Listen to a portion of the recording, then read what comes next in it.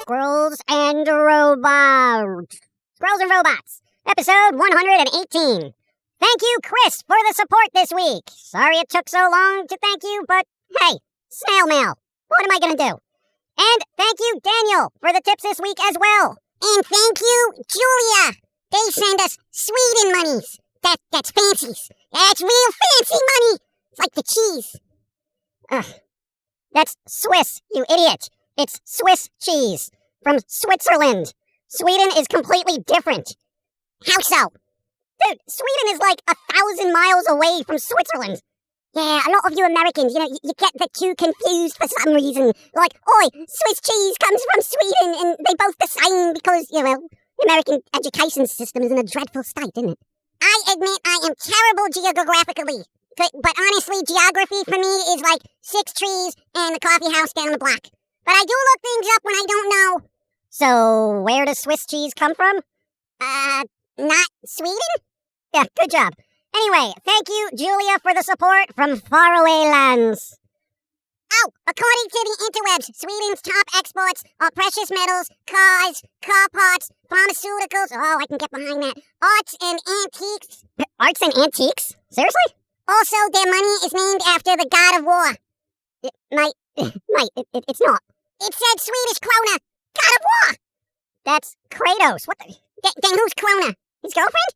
Kratos and Krona sitting in a tree. I'll kill him if you don't kill me. Mate, Krona, it's just Swedish for crown, which that money is usually referred to as the Swedish crown. Yeah, are we done with the geographical economical history lesson? I feel like I got thrown back into high school and I'm doing a report in class. Well, I would give us a B+. Presentation was a bit wonky, right? But you did make an effort, and that is commendable. Shut up. Anyway, so the lesson for today, for Americans, is Sweden is not Switzerland.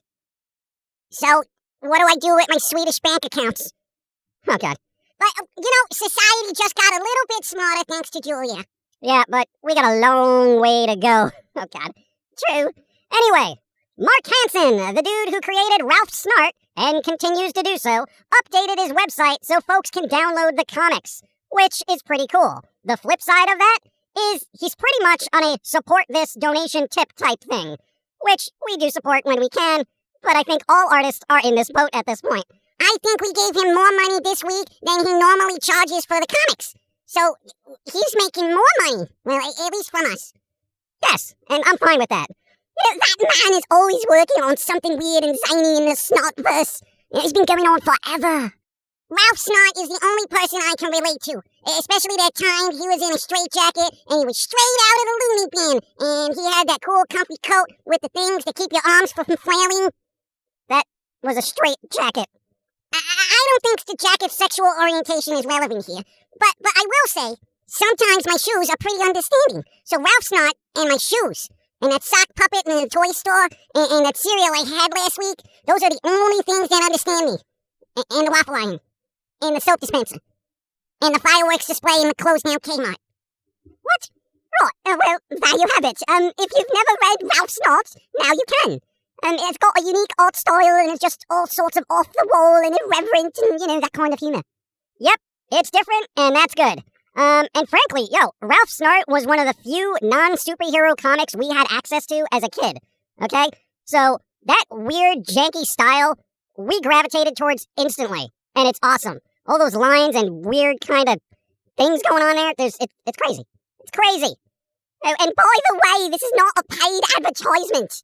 Jeez, we're just like, we want to pay it forward, man. You ever been like, this was one of those people I grew up with, and, they still doing what they're doing, and, they deserve some accolades, and such. Yes, I accolade Mark Hansen for their work. Alright, anyway, everyone is apparently writing continuous articles about Doctor Strange in the Multiverse of Madness getting a PG-13 rating, as if it's freaking news. It's not. And apparently every other news source that's not covering violence or politics seems to be so bereft of information, they've once again started wheeling out the life support surviving top 10 list. Like, the top 10 villains in Batman, the animated series. Like, bro, really? As good as that series was? Yo, it's 30 years old! You're telling me news about current content in the entertainment industry is so bland, you have to dig through 30-year-old crates to find anything remotely interesting in the world of entertainment to comment on? Come on.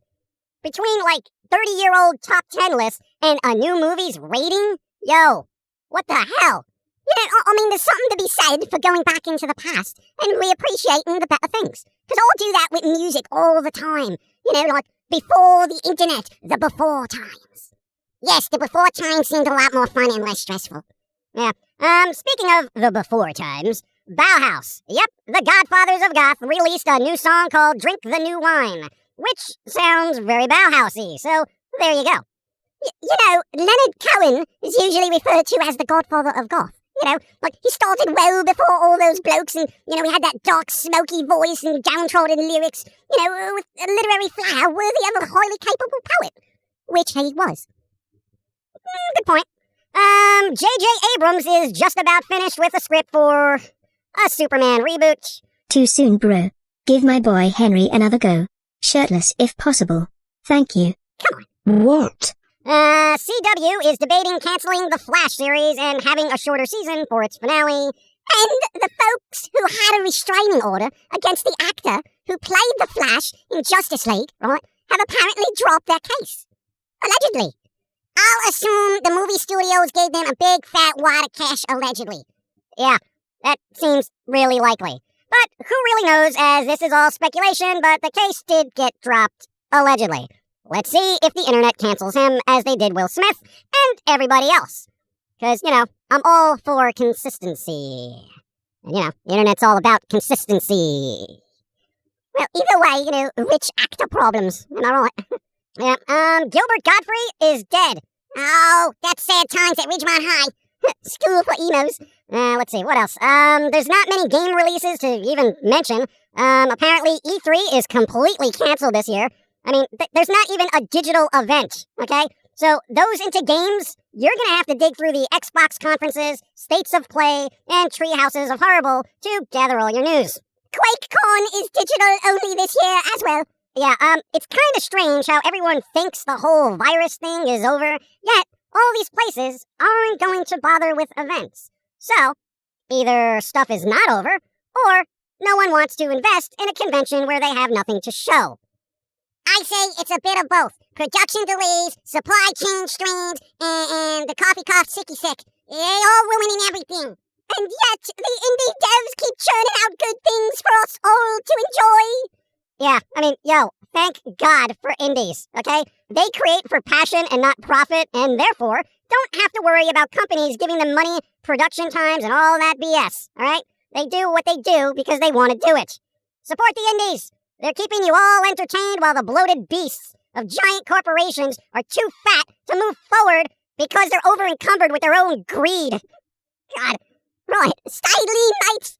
Speaking of indies, I am now an indie game developer, because I'm working on that card game that has been coming along well. I have made 60 cards with gameplay mechanics, with 21 cards having complete artwork done for the thing.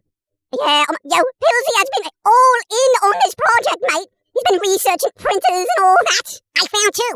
And honestly, I looked at some of the mechanics. It's kind of a quirky, fun Magic the Gathering type thing, but with a Foamy-verse twist, It's got a humorous take on gameplay.